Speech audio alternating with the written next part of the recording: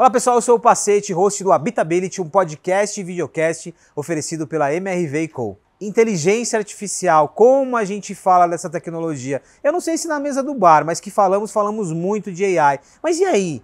Qual é o impacto da inteligência artificial no nosso dia a dia? Na tua casa? Na forma como você pede comida ou no aplicativo de transporte, por exemplo? Ele não é algo futuro. Já aconteceu, esse impacto já aconteceu. Mas a grande reflexão aqui é a seguinte, e aí? O que muda? Muitas das vezes a gente fica refletindo sobre a AI tomando os nossos empregos ou substituindo muitas funções que fazemos. Ok, isso pode acontecer, mas e na nossa casa? E para a galera da engenharia, da arquitetura, o que muda com a inteligência artificial? Esse é um papo muito legal, particularmente que eu gosto muito e, de novo, ele está relacionado com tudo que a gente fala aqui, da conexão com a nossa casa, da automatização da nossa casa, das cidades inteligentes e por aí vai. Eu diria que inteligência artificial é um tema para ficar no nosso radar por muitos e muitos anos. Mas aqui no Habitability, ela esteve também muito presente sobre vários aspectos. No impacto, que já existe e que ainda existirá, e sobretudo, na relação que a gente tem com a nossa casa. E tem mais um elemento importante nessa conversa, que é a geração alfa, ou seja, aqueles que já nasceram sobre o mundo da inteligência artificial e que aparecem no relatório da WGSN. O Ricardo Cavallini tem uma provocação que eu gosto muito. Com a inteligência artificial, os nossos produtos e serviços já estão obsoletos. Essa é uma reflexão importante para entender que AI já é sobre o passado. Eu diria sobre o passado. Ela já mudou a nossa forma de consumir, de se relacionar e por aí vai. Tem muitos outros aspectos que ainda surgirão, mas ela já é realidade. E o Cavallini traz uma reflexão sobre o questionamento em relação à inteligência artificial. Ok, ela é uma tecnologia que já causou e pode causar uma revolução, mas e aí? Como que a gente se prepara para esse novo contexto? Profissionalmente, do ponto de vista de negócios e por aí vai. E também como pessoa. Eu acho que a primeira coisa é, nenhuma delas está separada das outras, né? A inteligência artificial vai ajudar a impressão 3D. A impressão 3D vai ajudar a internet das coisas. A internet das coisas vai usar a inteligência artificial. E uma delas que a gente falou pouco aqui, é a internet das coisas. São coisas conectadas. E mais do que conectadas, são coisas que vão ter inteligência, que vão entender o nosso ambiente, que vão conseguir levar dados para a inteligência artificial através de sensores. A gente tem dois sensores muito antigos, que é câmera e microfone, e que a gente tem usado hoje para fazer coisas maravilhosas. Na agricultura, por exemplo, você tem sensores de microfone que conseguem entender a quantidade de insetos que tem na plantação. Isso é muito importante para pragas, mas é muito importante também quando a gente fala de abelhas e algumas mariposas para fazer polinização, né? A gente tem câmeras hoje que a gente pode usar para segurança para muitas coisas, né? Uma pessoa caiu ou não caiu. Hoje o alarme de incêndio pode ser muito mais inteligente, né? Se a gente tivesse câmeras inteligentes. E isso vale para tudo que a gente for falar, seja conforto, sustentabilidade. A nossa casa ela vai ficar muito mais inteligente do que ela é hoje. Isso vale para tudo, vale para economia de energia elétrica, vale para conforto, vale para segurança, vale para tudo. Isso já está dentro da sociedade, mas está naquele momento ainda que a sociedade ainda talvez não tenha percebido, porque muitas dessas coisas já são invisíveis. Você está com um relógio no braço, e se você contasse para algumas pessoas há 10, 15 anos atrás o que ele faz, elas iam achar que é ficção científica. Né? Então, por exemplo, esse relógio que você tem, se você estiver na bicicleta e sofrer uma queda e ficar desmaiado, ele avisa a tua família e avisa a emergência. Que ele entende que você caiu. Ele me avisa quando os batimentos estão altos. Pois é. Né? Então, assim, isso é ficção científica há 15 anos atrás, 20 anos atrás. Né? Hoje não é mais. A gente tem internet das coisas, é o mesmo exemplo. Né? Você tem os Alexas, os Google Home, já estão numa quantidade muito grande de casas. Né? Obviamente que um país como o Brasil, a penetração ainda não é brutal, mas já é massiva. Você tem relógio inteligente, você tem celulares no bolso das pessoas. Então, você tem muita coisa já espalhada pela sociedade e que a gente ainda não percebe. Tá faltando só um chat GPT da vida para mostrar pra gente que as coisas chegaram. Acho que eu disse no início que você trazia muitas provocações, mas a nossa conversa ela tá num lado muito positivo, né, das possibilidades. E quando você mencionou agora a internet das coisas, a gente fala de Alexa, Google Assistant, que também é um tema muito presente aqui no Habitability, né, essa relação da casa, tem uma leitura às vezes muito superficial, né? Ou é a leitura da utilidade, né? Poxa, mas Por que eu vou automatizar a abertura da janela e o que eu vou fazer, né? Eu vou me tornar ainda mais sedentário? Ou tem o lado do consumo de eletrônicos. Nossa, mas eu vou encher minha casa de eletrônicos. Mas tem vários outros lados aqui que você falou. Uma economia de energia, uma eficiência em programar as coisas. Tem esse lado também quando a gente fala de internet das coisas, né? Toda tecnologia, ela é agnóstica no ponto de vista do bem e do mal, né? E você vai ter usos que vão ajudar a sociedade e usos que vão atrapalhar a sociedade de alguma forma. O que acho que a gente tem que fazer agora é entender que a gente precisa discutir mais e mais rápido essas coisas. A gente tem 30 anos de internet comercial, tem, sei lá, 20 anos de mobile, né? Tô falando do grande boom. Tem, sei lá, 10 anos de redes sociais. E nesse momento que a gente está hoje, a gente está discutindo na sociedade legislações relativas a essas tecnologias, que são as tecnologias de antigamente, que têm um impacto muito grande no presente. O que a gente começou a entender agora com a inteligência artificial é que não dá mais para a gente esperar 10 anos para discutir IA. O impacto dessas tecnologias ela é muito grande na sociedade. Em mudança de comportamento, de negócio, de emprego e de tudo que a gente pode falar aqui, né? Privacidade, ataque à democracia, enfim.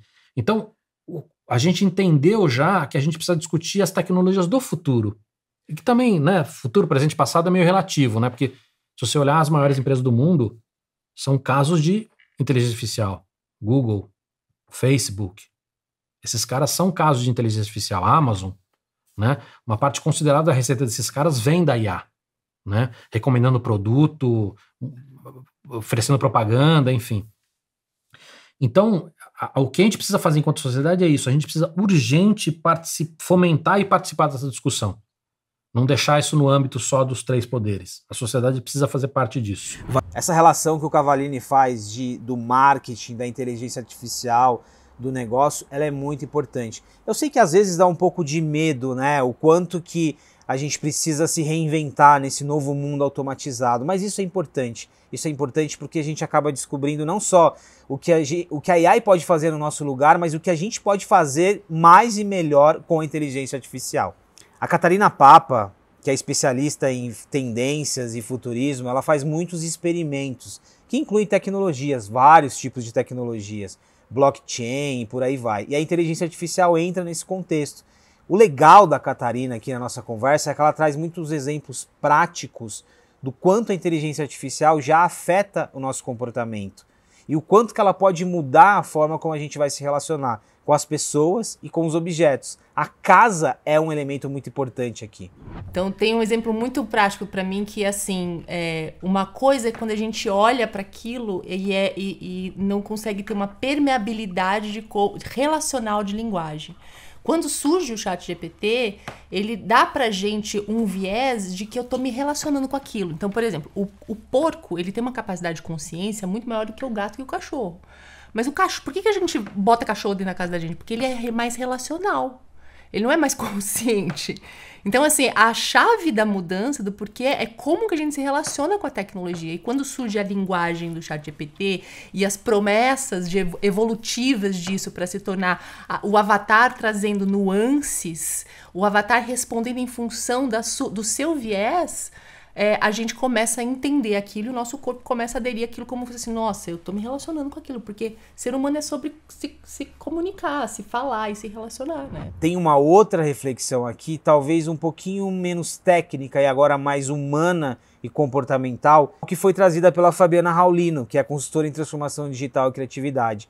A Fabi, ela trabalha com games e inteligência artificial. Olha só que perspectiva técnica, mas ela olha para o comportamento na junção desses dois elementos, games e inteligência artificial. E é muito legal a reflexão e a provocação que ela faz sobre a inteligência artificial nos ajudar a nos tornarmos mais humanos. Qual é o papel do humano no mundo automatizado? Qual é o papel do humano no mundo que as máquinas começam a aprender e reaprender?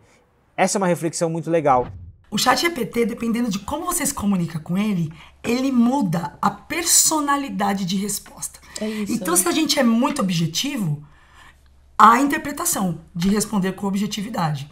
Agora, se você traz, por exemplo, Exemplo real. Eu tava com meu gatinho, gente, rebelde, Cícero. Cícero estava pela casa, extremamente rebelde, e eu fiz a pergunta pro ChatGPT. O que pode estar acontecendo com meu gato? Ele respondeu super técnico e sempre ao final, procure um veterinário, porque essas informações, elas não são específicas do seu gato. E depois eu coloquei assim, ChatGPT, estou muito apreensiva com meu gatinho Cícero. A resposta foi outra. Outra, né? Completamente Outra. Sinto muito por Cícero. Então aqui o núcleo da IA generativa está baseado nisso. E não foi alguém que determinou que essa resposta vai ser diferente. A própria inteligência artificial mudou o tom de acordo com a tua pergunta, com a tua afirmação ali. É isso. É isso, é assim que ela é treinada. E é por isso que a linguagem... Imagine hoje a gente poder fazer uma pergunta, porque para ir para o Google, eu preciso ir com palavra-chave que eu conheço. Se eu não conheço a palavra, eu não consigo buscar com tanta eficácia. Com o ChatGPT e Bard e outras que surgirão, eu consigo fazer um texto enorme com a minha intencionalidade. Então eu consigo dar contexto. Eu sou essa pessoa, eu tô com essa necessidade, eu tô sentindo isso. Então, de forma lúdica, de uma forma encantadora, crie o texto que vai vender o meu livro. Produza uma música para que eu toque em determinado lugar que eu vou ao final de semana. E ela consegue. Por mais complexo que seja esse prompt de comando, ou seja, a minha dúvida, o meu pedido, a minha intencionalidade, quanto mais complexo, mais ela vai entender. E na velocidade, que é isso que nos surpreende também, ela trata esses dados e nos devolve uma resposta. E aí o que fecha essa nossa conversa sobre inteligência artificial, que obviamente ela não se esgota nem em 1, nem em 2, nem em 3 episódios, é a geração alfa. E a Daniela Dantas Vilar, que é vice-presidente da WGSN, craque em tendências, em mapeamento de futuros possíveis, ela desenvolveu uma pesquisa que mostra a geração alfa. É uma geração que já nasceu no mundo da inteligência artificial. AI first. Como que é? Como que é conviver com uma geração que já lida com esse processo de automatização de uma forma muito natural?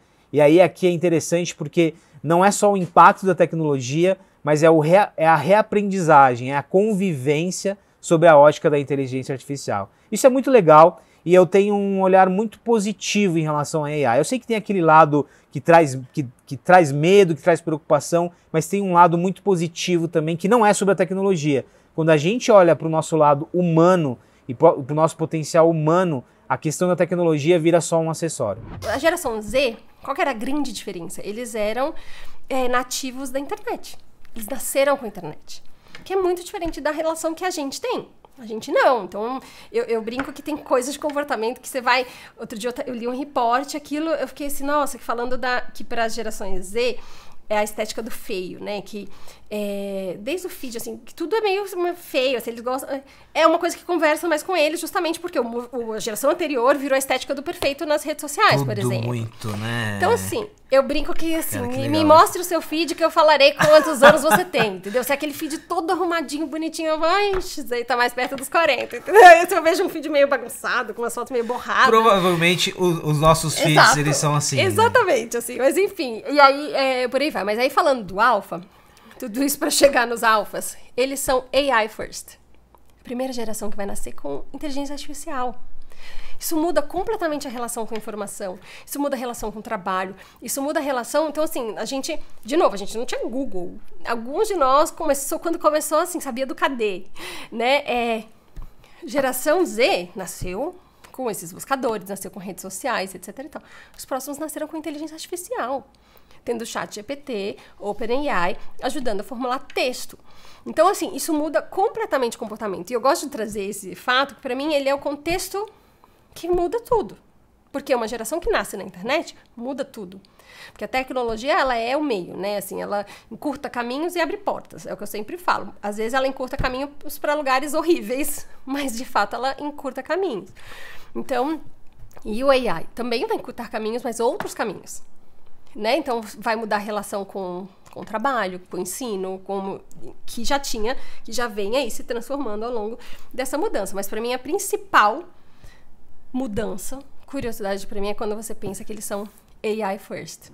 eu gosto de um olhar positivo sobre a inteligência artificial. Não só sobre AI, sobre qualquer tecnologia. Muitas vezes a gente fica um pouco aterrorizado com o que a tecnologia pode causar, mas a gente esquece de olhar a tecnologia como aliada. Então aqui fica essa reflexão. E também o lado humano. Sempre que surge uma tecnologia ou que uma tecnologia se potencializa, é importante a gente olhar para o lado humano e para o nosso diferencial como ser humano.